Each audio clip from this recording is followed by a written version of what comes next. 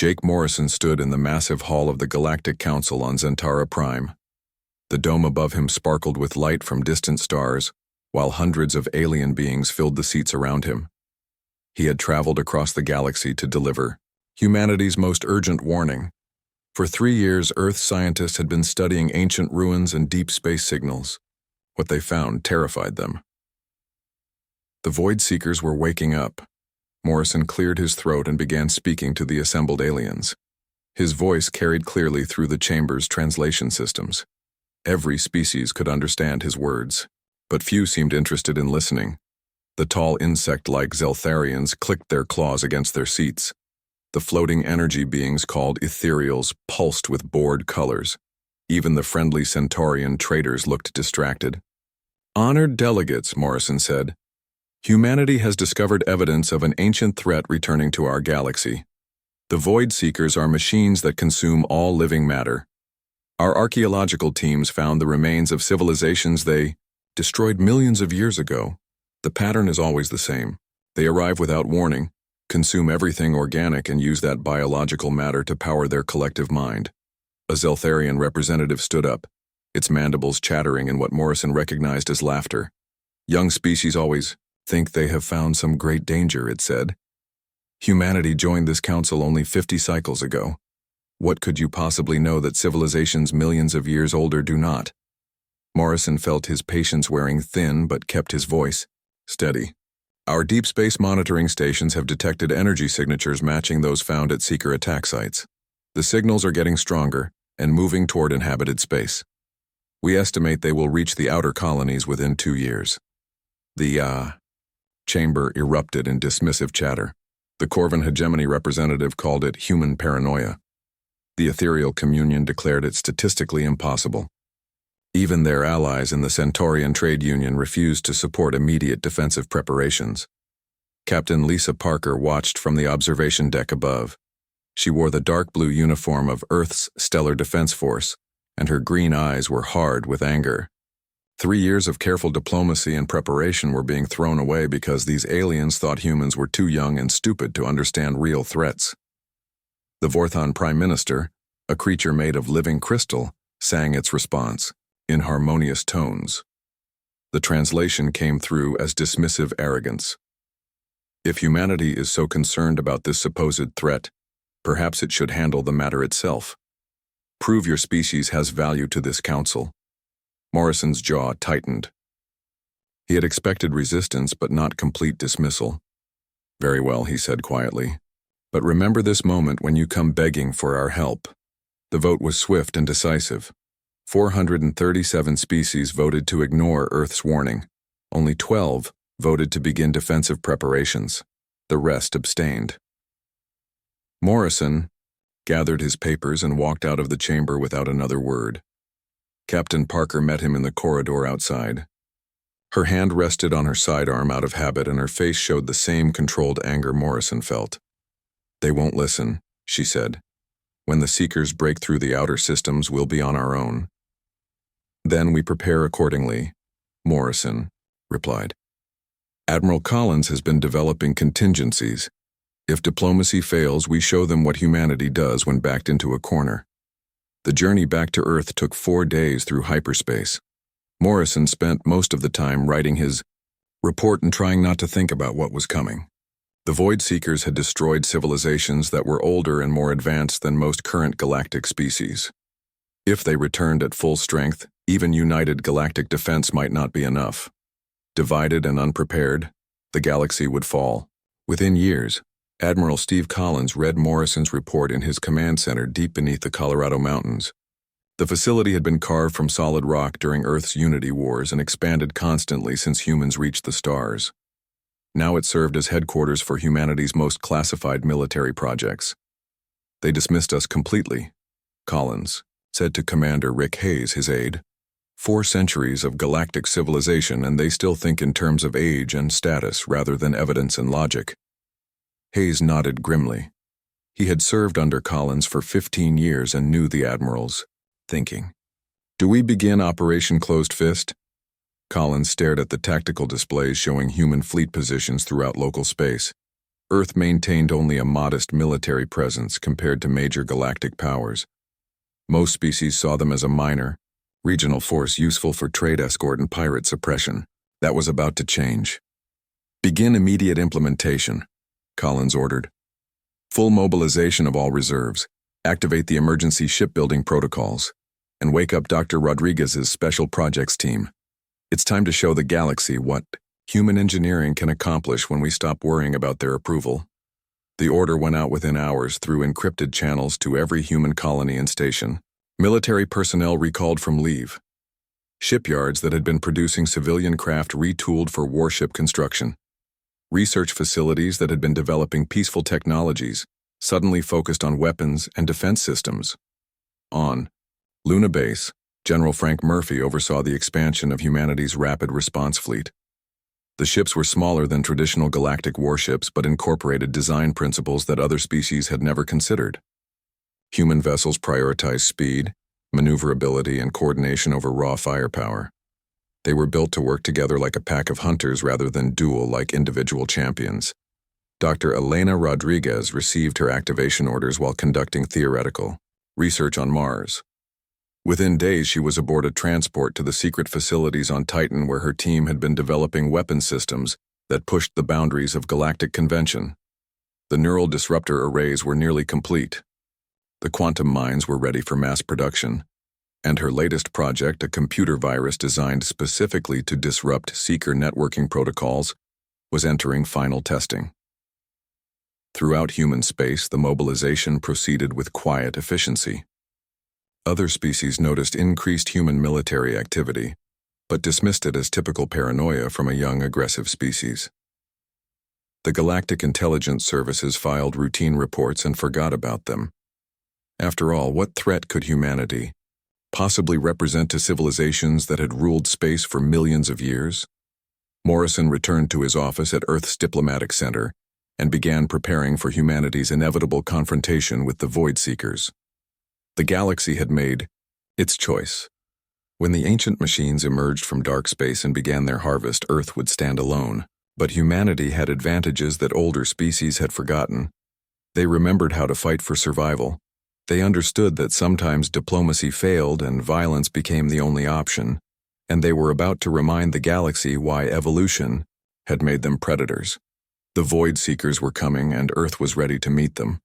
6 months after the Galactic Council rejected Earth's warning, every human shipyard from Luna to the asteroid belt worked day and night. The sound of construction echoed through space as humanity prepared for war. Admiral Collins watched progress.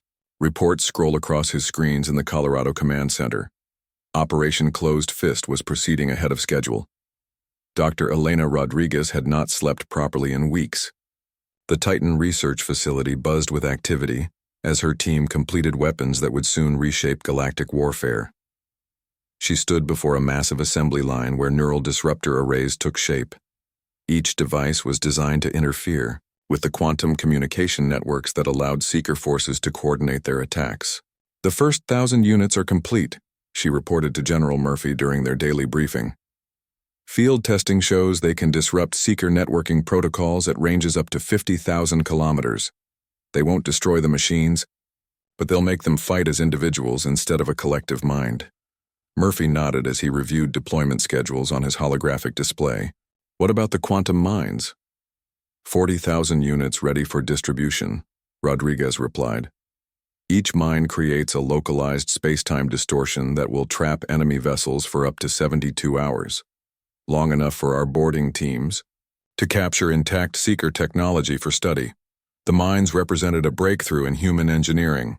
While other species focused on building bigger guns and stronger shields, human scientists had developed weapons that manipulated the fundamental forces of space and time. The mines would allow small human forces to control much larger areas of space by creating temporary prison fields around enemy ships. Captain Lisa Parker spent her days training humanity's new rapid response fleet. The ship designs were revolutionary compared to traditional galactic warships. Human vessels were smaller, faster, and more maneuverable than anything the galaxy had seen. Each ship carried a crew of specialists trained in both conventional warfare and xenobiology. They would need both skills when facing the Seekers. The mind training took place in the asteroid fields around Ceres, where pilots could practice real combat maneuvers without risking civilian casualties. Lieutenant Commander Amy Turner led her squadron through complex attack patterns designed specifically to counter Seeker tactics. Her pilots came from every nation on Earth and had trained together for months to perfect their coordination. "Remember," Turner called over the comm system as her fighters weaved between asteroids. "Seekers don't think like individuals. They share information instantly across their entire force. That means once one of them learns our attack pattern, they all know it. Stay unpredictable and never use the same approach twice." Turner's squadron called themselves Warning Shot, a bitter reminder of humanity's failed diplomatic efforts. They practiced techniques no other species had considered necessary. How to board and capture enemy vessels. How to fight inside ships filled with toxic processing equipment. How to destroy machines that could repair themselves using organic matter. On Earth, Ambassador Morrison made one final attempt to convince the Galactic Council. The Void Seekers had consumed 6 uninhabited systems over the past month, and their mechanical scouts had been detected probing the defenses of minor civilizations on the galaxy's edge. The evidence was overwhelming, but many species still refused to believe the threat was real. Morrison stood once again in the council chambers on Zentara Prime. This time, the atmosphere was different. Several delegates looked nervous as reports came in of missing exploration vessels and communications blackouts in remote systems, but most still clung to their belief that the threats were exaggerated. The Kepler Mining Consortium lost contact with 17 installations last week, Morrison said to the assembly. The attack pattern matches exactly what our xenoarchaeologists predicted. The Seekers consume all organic matter first, then strip mine planets for raw materials to build more ships. You still have time to coordinate a unified defense if you act immediately. The Vorthan Prime Minister's crystal body resonated with harmonics that translated as dismissive concern. If humanity is so worried about this threat, perhaps it should take responsibility for resolving the situation. Your species seems eager to prove its worth to the galaxy. Morrison felt something cold settle in his chest. The galaxy was not just refusing to help, they were actively challenging humanity to handle the threat alone. "Very well," he said quietly, "but remember this conversation when you're begging for our protection." Back on Earth, the final preparations for Operation Closed Fist entered their last phase. Human colonies throughout local space received new defensive equipment and emergency protocols. Civilian populations were quietly relocated away from likely Seeker approach routes. Military families were moved to secure facilities deep underground or in heavily fortified space stations. The changes were subtle but comprehensive. Earth's merchant fleet was retrofitted with military-grade sensors and communication equipment. Civilian research stations became intelligence outposts watching for signs of Seeker activity. Even passenger liners were equipped with quantum communication, arrays that would allow them to call for military support within minutes. Commander Hayes coordinated the logistics of humanity's largest military mobilization since the Unity Wars. "All reserve forces are now active," he reported to Admiral Collins. "Fleet units are positioned in defensive formations around every major human settlement. Special weapons teams are standing by at forward bases throughout the outer colonies." Collins studied tactical projections showing possible Seeker attack routes. Human intelligence suggested the machines would target heavily populated systems first to maximize their organic harvest. That gave Earth's defenders some advantage, since they could predict likely battle sites and prepare accordingly. "What's our total force strength?" Collins asked. 1,200 combat vessels of various classes, Hayes replied, plus support ships, mobile repair facilities, and hospital ships. Not large by galactic standards, but our ships are specifically designed for anti-Seeker warfare. The human fleet looked insignificant compared to the massive battleships favored by species like the Corvan hegemony. But those traditional warships were designed for fighting other organic species, using predictable tactics. The Seekers would require entirely different approaches to warfare. Dr. Rodriguez completed her final project in the deep laboratories beneath Europa's ice. The Cascade virus was her masterpiece, a specialized computer program designed to exploit weaknesses in Seeker networking protocols. Once introduced into a seeker system, the virus would spread through their collective consciousness like wildfire, turning their greatest strength into a fatal vulnerability. "It's ready," she announced during the final planning session. "But we'll only get one chance to use it. The Seekers will adapt their systems after the first exposure. The virus needs to be deployed during a major engagement when they have multiple ships networked together." Admiral Collins nodded grimly. Everything was ready. Humanity had spent 6 months preparing for a war the galaxy insisted would never happen. Now the waiting was almost over. Deep space monitoring stations reported massive energy signatures approaching from beyond the galactic rim. The Void Seekers were finally coming home. The irony was not lost on any of them. Earth had tried to save the galaxy through diplomacy and cooperation. When that failed, humanity had prepared for war alone. Soon they would discover whether human ingenuity and determination could succeed where galactic unity had failed. The ancient machines were about to meet a species they had never encountered before, one that had evolved through millions of years of warfare and survival. The galaxy was about to learn what humans could accomplish when they stopped asking for permission. The first Seeker invasion force struck the Altair system like a plague of metal locusts. 3 billion Nexari civilians died in the opening hours as mechanical swarms descended from space and began consuming everything organic. The peaceful trading, worlds had no military defenses worth mentioning, and their calls for help went unanswered as the Galactic Council debated response protocols. Admiral Collins watched the destruction from his command center on Luna. Live feeds from surviving communication. Satellites showed the systematic harvesting of an entire civilization. Seeker processing ships landed on major population centers and deployed collection swarms that gathered organic matter with terrifying efficiency. Within hours, cities that had stood for millennia were reduced to empty metal shells. "Sir, Commander," Hayes reported, "the Council is requesting emergency session to discuss response options." Collins did not look away from the screens showing Altair's death. "Tell them we're busy. Earth is implementing Operation Closed Fist immediately."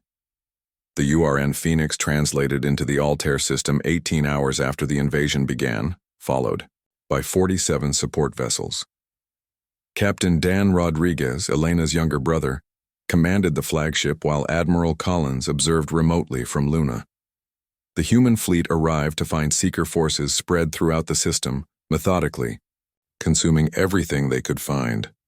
"All stations report ready," Rodriguez announced from the Phoenix's bridge. "Seeker vessels are moving to intercept. They appear to be treating us as another harvest target." What happened next shocked both the Seekers and the watching galaxy. Human ships did not engage in traditional line battles with massive energy weapons and heavy shields. Instead, they moved like a school of predatory fish, flowing through space in coordinated patterns that kept individual vessels protected while maximizing their collective firepower. The neural disruptor arrays proved devastatingly effective against Seeker coordination networks. Enemy ships that had been moving in perfect formation suddenly found themselves isolated and confused as their quantum communication links were severed. Individual Seeker vessels became easy prey for human boarding parties equipped with specialized equipment for fighting inside mechanical ships. Lieutenant Turner led Warning Shot Squadron in the first successful fighter assault against a Seeker capital ship.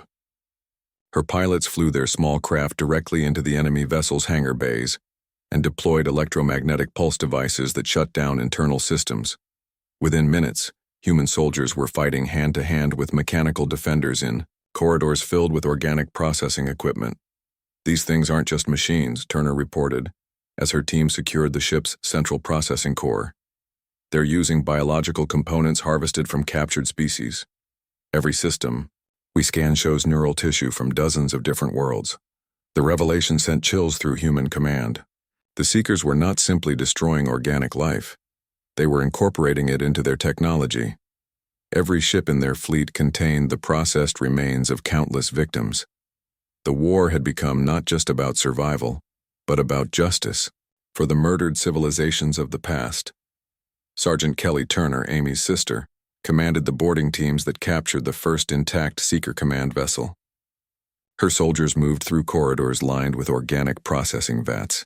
documenting everything while downloading terabytes of tactical data. The sight of what the Seekers did to their victims hardened human resolve like nothing else could. "Admiral," Kelly reported from deep inside the captured ship, "we've found the central consciousness node. It contains archived data from thousands of previous invasions. These machines have been harvesting organic civilizations for millions of years." Admiral Collins received the transmission with grim satisfaction. "Download everything. We need to understand their full capabilities and weaknesses. And Sergeant Turner, make sure your people understand what they're looking at. This is why we fight." The battle for Altair lasted 6 days. When it ended, the Seeker invasion force was either destroyed or captured by human forces. More importantly, Earth had recovered enough enemy technology to begin developing targeted countermeasures for future engagements. The surviving Nexari, barely 2 million refugees out of a population of 3 billion, were evacuated to safety aboard human hospital ships. The galaxy's reaction was immediate and divided. Some species praised humanity's intervention and requested similar protection for their own worlds. Others expressed concern about Earth's military capabilities and questioned human motives for developing such advanced weapon systems. The Corvin hegemony lodged formal protests about human aggression, conveniently ignoring their own refusal to defend Altair when the invasion began. Ambassador Morrison addressed an emergency session of the Galactic Council with cold satisfaction. The chamber was packed as representatives demanded explanations for humanity's actions. Morrison stood calmly at the podium while accusations and questions flew around him like angry insects. "As promised," Morrison said when the noise died down, "humanity has handled the Seeker threat. The Altair system is secure, and the surviving population has been relocated to safe colonies. However, our analysis of captured Seeker technology indicates this was merely a reconnaissance force. The main fleet remains intact somewhere beyond our sensor range." The ethereal communion's representative pulsed with urgent colors that translated as desperate concern. "What assistance do you require from the Council to ensure continued galactic security?" Morrison's smile held no warmth. "Nothing. You had multiple opportunities to unite against this threat. You chose to ignore our warnings and question our competence. Now you will observe as humanity does what the galaxy could not accomplish through cooperation." A Zeltharian delegate clicked its mandibles angrily. "Humanity cannot claim authority over galactic security. Your species lacks the resources and experience for such responsibility." "Our species," Morrison replied, "just destroyed a Seeker invasion force that would have consumed this entire sector within months. We did it without galactic support, without Council approval, and without losing a single ship. Perhaps you should reconsider your assessment of human capabilities." The session erupted in angry debate as species argued over humanity's role in galactic affairs. Some wanted to limit human military activities, while others begged for protection agreements. Morrison watched the chaos with detached interest, knowing that events had already moved beyond the Council's ability to control them. On Earth, Dr. Rodriguez analyzed data recovered from captured Seeker vessels. The information painted a terrifying picture of the galaxy's future. The main Seeker fleet was enormous, containing thousands of capital ships and millions of support craft. Worse, they had learned from previous encounters and were already adapting their technology to counter human weapons. "They know about the neural disruptors now," she reported to Admiral Collins. "The next engagement will be much harder. We need new approaches and better weapons." Collins studied tactical projections showing possible Seeker fleet positions. "How long do we have?" 6 weeks? Maybe 8, Rodriguez replied. "They're massing forces beyond the galactic rim and adapting their systems based on data from the Altair survivors. When they return, they'll be ready for us." The Admiral nodded grimly. Humanity had won its first battle against an ancient enemy, but the real war was just beginning. The galaxy had seen a demonstration of human military capability, but they had not yet witnessed what Earth's forces could accomplish when truly unleashed. The Seekers were about to discover why evolution had made humans the most dangerous predators their homeworld had ever produced. Operation Closed Fist was entering its second phase.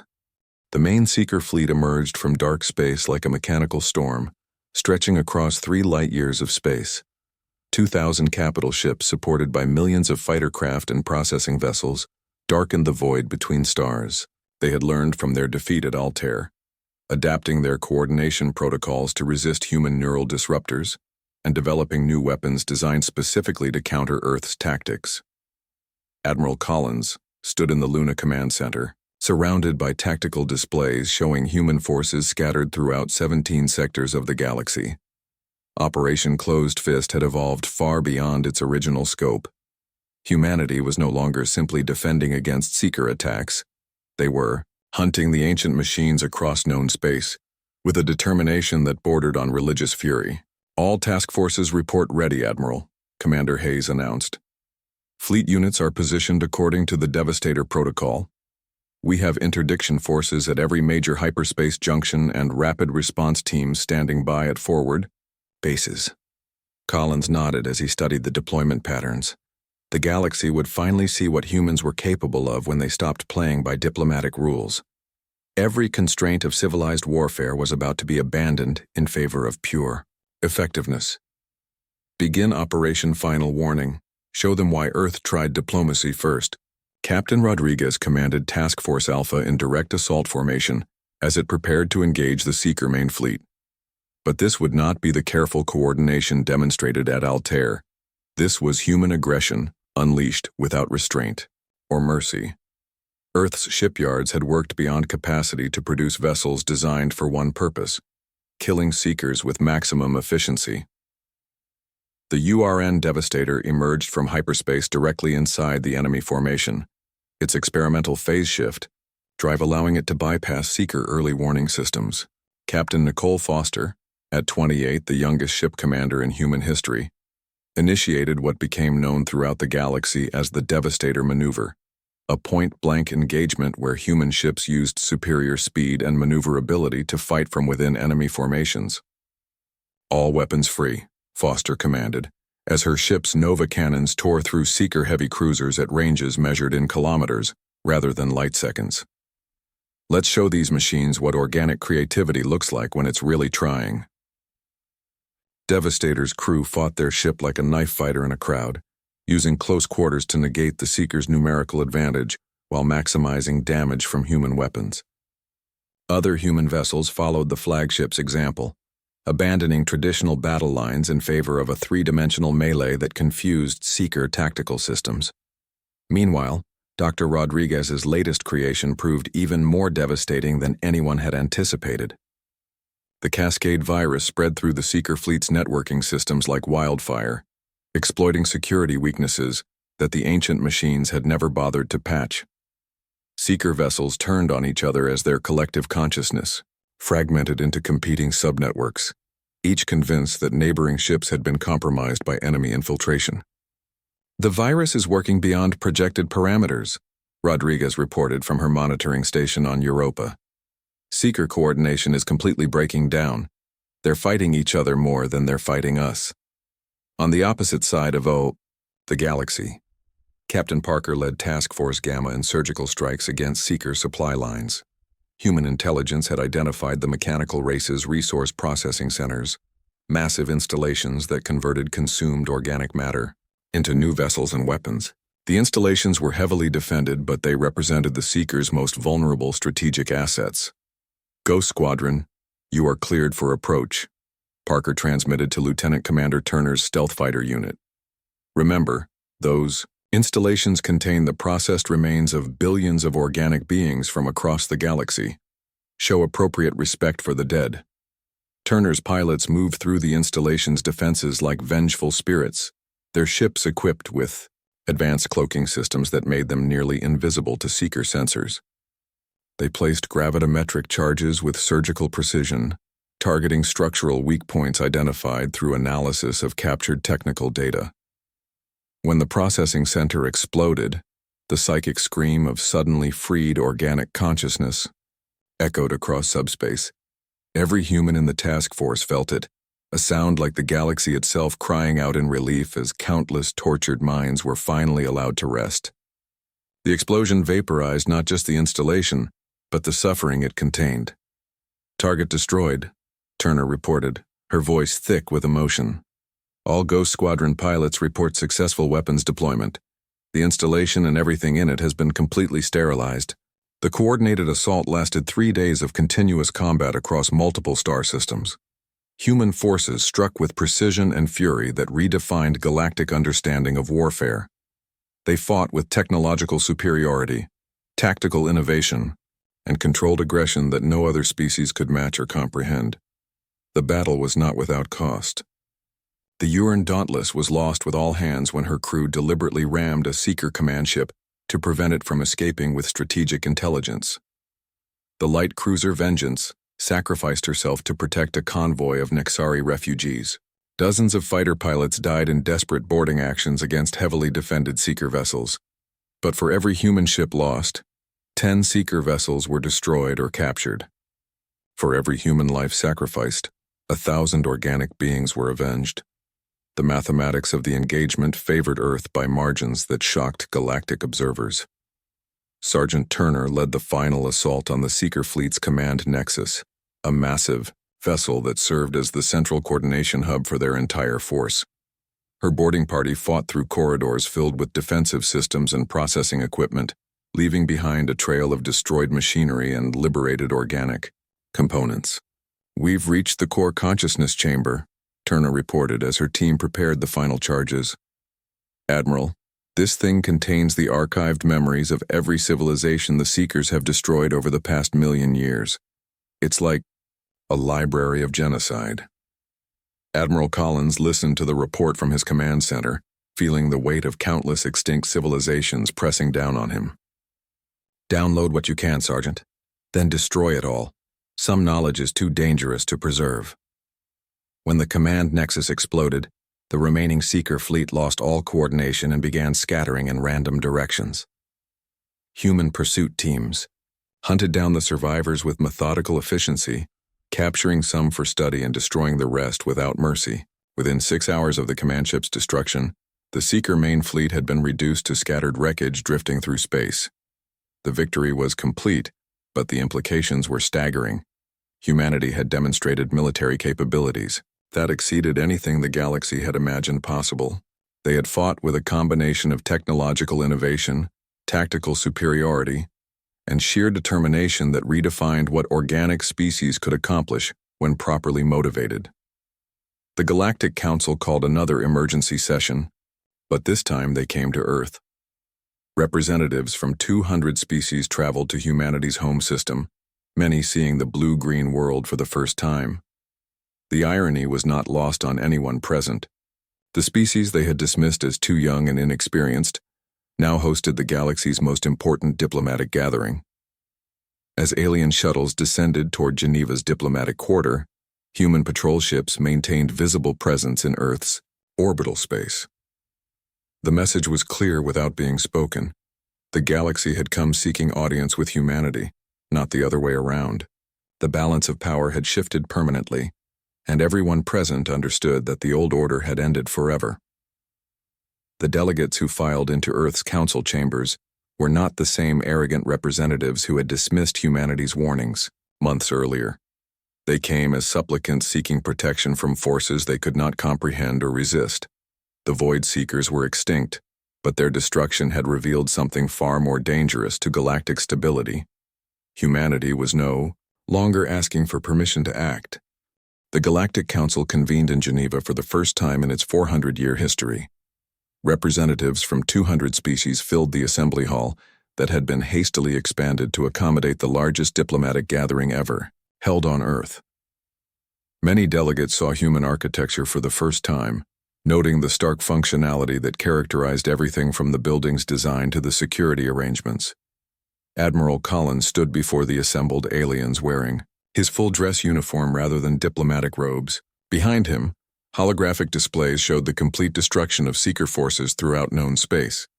In 8 months, humanity had eliminated an ancient threat that could have consumed entire galactic sectors. The victory was absolute, and the implications were staggering. "The Void Seekers are extinct," Collins announced without preliminary courtesies. Our xenobiology teams confirmed the destruction of their core consciousness network 6 days ago. The immediate threat to galactic civilization has ended permanently. A murmur of relief swept through the assembly, quickly replaced by nervous tension as Collins continued with barely concealed anger in his voice. However, this victory came at a cost the galaxy should remember. 17 billion organic beings died while your representatives debated whether to take our warning seriously. Entire civilizations exist today only because humanity acted unilaterally to protect them from your bureaucratic incompetence. The Corvin hegemony's representative, the same official who had mocked humanity's initial warnings, spoke with careful humility. The galaxy acknowledges its debt to humanity. What compensation do you require for your valuable service to galactic security? Ambassador Morrison stepped forward, now bearing the title of Terran Systems Representative and wearing insignia that marked him as humanity's senior diplomat. Compensation? You misunderstand our position completely. We are not seeking payment for services rendered. We are announcing the establishment of a new galactic paradigm. The holographic displays shifted to show human fleet positions throughout known space. Task forces that had fought the Seekers remained deployed at strategic locations, protecting major trade routes and monitoring potential threats. The scope of human military presence shocked many delegates who had assumed Earth's forces would return home after the crisis ended. Earth hereby establishes the Terran protection sphere, Morrison declared with the authority of someone delivering an ultimatum rather than a diplomatic proposal. Any species that requests our protection will receive it immediately, and without conditions. Any species that threatens galactic stability will face prompt human intervention. The age of endless debate while civilizations burn has ended permanently. A Zeltharian delegate clicked its mandibles in what might have been protest. What authority does humanity claim for such unilateral action? Galactic law recognizes no supreme species with the right to impose its will on others. Morrison's smile held no warmth or compromise. Our authority comes from our demonstrated ability to protect innocent life when established galactic institutions fail to do so. As for galactic law, it failed to save 17 billion beings from preventable death. Human law now supplements. Dr. Rodriguez, now wearing Admiral's insignia in recognition of her contribution to the war effort, addressed the scientific implications of humanity's victory. Our analysis of captured Seeker technology revealed references to other ancient threats currently dormant throughout the galaxy. The harmony plague that converts organic minds into collective consciousness. The stellar devourers that consume stars to power their reproduction cycles. The dark fleet that exists in parallel dimensions. All are potentially as dangerous as the Seekers we just destroyed. The revelation sent shockwaves through the assembly as delegates realized the Seeker threat had been merely the first of many potential galactic disasters. The ethereal communion's representative pulsed with colors that translated as barely controlled panic. What of species sovereignty and established territorial boundaries? The energy being asked. Galactic law has governed interspecies relations for centuries. Collins stepped forward again, his expression hard as forged steel. Galactic law failed to protect 17 billion innocent lives. Human law now supplements it where necessary. We have no interest in conquering territory or ruling species that can govern themselves effectively, but we will intervene immediately when galactic security is threatened by incompetence or malice. Captain Parker, recently promoted to Admiral following her successful campaign against Seeker supply lines, outlined humanity's new military doctrine to the stunned assembly. The Rapid Response Fleet is now a permanent galactic institution.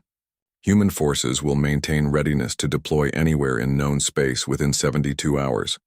We have established forward bases in 16 sectors with the cooperation of local governments. A Vorthon delegate sang a question in harmonious tones. And what happens when local governments refuse such cooperation? Parker's answer was delivered with the calm certainty of someone stating natural law. Then we establish bases anyway. Species sovereignty ends where public safety begins. Ask the former citizens of the Altair system how much their government's territorial rights mattered when the Seekers arrived. As the session continued, Delegates clustered in nervous groups to discuss this new reality. Some species expressed outrage at human presumption, while others quietly approached Morrison about protection agreements. Several civilizations that had lost colonies to various threats over the centuries openly celebrated humanity's assumption of galactic security responsibilities. The hegemony coalition formed within days among species resentful of human oversight, plotting resistance that never materialized beyond angry speeches. Every time they met in secret, human intelligence already knew their plans through monitoring systems more sophisticated than anything they possessed. Every time they tested human resolve with minor provocations, they discovered that Earth's warnings about consequences were never empty threats. Trade flourished under the protection of Terran patrol fleets that eliminated piracy and territorial disputes between adjacent species. Scientific cooperation increased dramatically as civilizations shared research under human-sponsored exchange programs that guaranteed protection of intellectual property. Ancient territorial conflicts ended when human mediators made it clear that large-scale warfare would no longer be tolerated. 2 years after the Seeker War ended, Ambassador Morrison stood in his office overlooking Lake Geneva, reviewing reports from across the galaxy. Refugee populations had been resettled on worlds protected by human defense networks. Ancient ruins were being studied cooperatively under Terran archaeological protection protocols. New technologies developed from captured Seeker artifacts were being distributed freely among species that accepted human oversight. Admiral Collins joined him, carrying intelligence briefings that arrived daily from deep space monitoring stations. "The outer perimeter sensors detected something interesting yesterday," he said quietly. "Energy signatures from beyond the galactic rim that match archived data on the stellar devourers." Morrison nodded without surprise, having expected this development for months. "How long do we have before they arrive?" 18 months, possibly 2 years if we're fortunate. Will we warn the galaxy first this time? Collins considered the question seriously while watching human patrol ships pass overhead in the afternoon sky. Both men knew the answer already. The galaxy had proven itself incapable of uniting against existential threats that required immediate decisive action. Humanity would handle whatever emerged from dark space, just as they had handled the Seekers. The only difference was that next time, no one would be surprised by Earth's response. "We'll inform them after we've neutralized the threat," Collins decided. "No point causing panic over something we can handle more effectively alone." Morrison smiled as he watched the patrol ships disappear into the distance, their hulls gleaming in the sunlight. The galaxy was learning what Earth had tried to teach them through failed diplomacy. In a universe filled with ancient horrors and existential threats, sometimes the most dangerous thing of all was a species that took protection seriously enough to define its own terms. The galaxy had demanded that humanity prove its worth to galactic civilization. Earth had complied with that demand, and in doing so had become something the galaxy never expected. Not conquerors seeking territory or resources, but guardians who protected innocent life according to their own moral standards, rather than bureaucratic consensus. When the next threat emerged from the darkness between stars, the galaxy would learn once again why Earth had tried diplomacy first. Because when humans stopped talking and started fighting, they did not stop until their enemies were extinct and their friends were safe. The universe was a dangerous place, but now it had humanity standing guard against the dark.